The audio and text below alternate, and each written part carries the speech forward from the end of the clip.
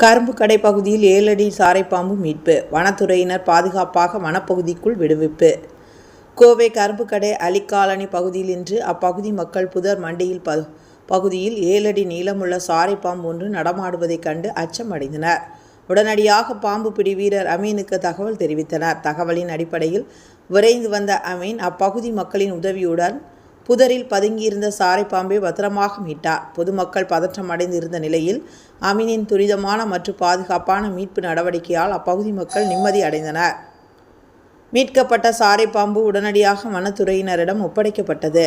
வனத்துறையினர் பாம்பின் உடல்நிலையை பரிசோதித்து அது ஆரோக்கியமாக இருப்பதைக் கண்டு அறிந்தனர். பின்னர் அந்த சாரைப்பாம்பு பாதுகாப்பான ஆனைக்கட்டி வனப்பகுதிக்குள் விடுவிக்கப்படும் என வனத்துறையினர் தெரிவித்தனர். பாம்பு பிடி வீரர் அமீனின் துரித நடவடிக்கைக்கு அப்பகுதி மக்கள் தங்களது மனமார்ந்த பாராட்டுக்களை தெரிவித்தனர்.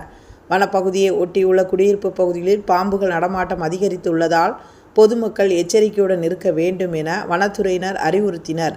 மேலும் பாம்புகளை கண்டால் உடனடியாக வனத்துறை அல்லது பாம்பு பிடி வீரர்களுக்கு தகவல் தெரிவிக்குமாறு கேட்டுக்கொண்டனர்.